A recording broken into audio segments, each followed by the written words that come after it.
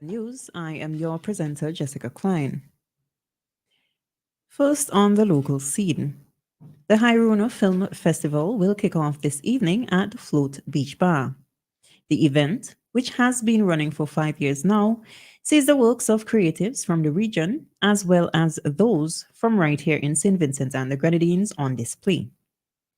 Festival opening night on Friday, May 24th, which has been dubbed Caribbean Movie Night, we'll see a mixture of short films of different genres that explore themes rooted in their diversity and universality of the Caribbean experience. The featured film of the night, When Morning Comes, is a stunning piece about family, migration, and change by acclaimed award winning Canadian writer and director Kelly Fife Marshall. Vincentian Movie Night will close out the festival on Saturday, May 25th, with a lineup of films that are both thought provoking and exhilarating. According to an official release, as a part of Hiruna Film Festival's commitment to development of the Vincentian film industry, the festival is presented free of cost to those who wish to attend. Root crop exports from St. Vincent and the Grenadines now exceed what the country sold in bananas. This is according to Minister of Finance, Economic Planning and Information Technology, Camilo Gonçalves, who was at the time discussing the evolution of the economy of SVG as well as other countries in the region. We hear more from the Finance Minister.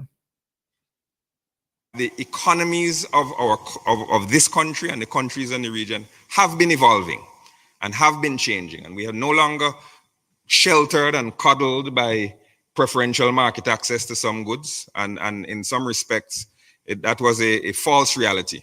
To produce whatever you buy, whatever you make, somebody go buy it because there was a preferential arrangement. To now where there is no preferential subsidy situation and a need to identify quality goods, quality products, quality services in niches in which we have advantage. Our root crop exports by volume exceed what we used to sell in bananas at the end of the preferential arrangement. That was the Minister of Finance, Economic Planning and Information Technology, Camilo Gonçalves. Mr. Gonçalves was speaking in response to question asked during the May 9th sitting of the House of Parliament Assembly. Still on the local scene, the Royal St. Vincent and the Grenadines Police Force is calling on parents of the nation to teach their children about the negatives and risk of making false reports via the police force's emergency line. Sergeant of Police Dorothy Simmons made this appeal during a recent appearance on WEFM's Cop Chat program. Sergeant Simmons noted that these false reports can hinder persons that are actually in need of help getting assistance from the police. We hear more from Sergeant Simmons. I'd like to encourage the parents or guardians, whenever their children they themselves are using the phone, teach them the use of the emergency line. Because sometimes they may call and state a falsehood, and somebody might be on the other line trying to get on, but because we have to entertain that one, the person might not be able to get on ASAP. That was the Sergeant of Police Dorothy Simmons speaking on WFM's Cop Chat program. Sergeant Simmons said that prank calls to the emergency line is a very big issue that Telecoms Department of the Royal St. Vincent and the Grenadines Police Force has to deal with. On the regional scene, Antigua's cabinet has appointed a team of 6 professionals to conduct research and provide an interim report on the effects of marijuana use among young people.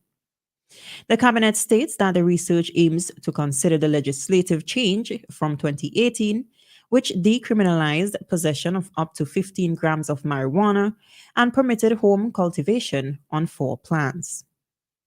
The study will employ scientific methods and ensure confidentiality to assess anecdotal reports of increased youth experimentation with marijuana. Cabinet spokesperson Lionel Hurst elaborated on the rationale behind the initiative, saying this was to ensure that the criminal trade in marijuana would come to an end.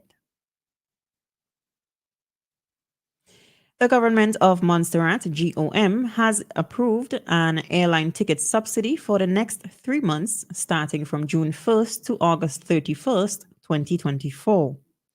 A statement from the government says the subsidy amount is EC $200 per journey during the 3 month period.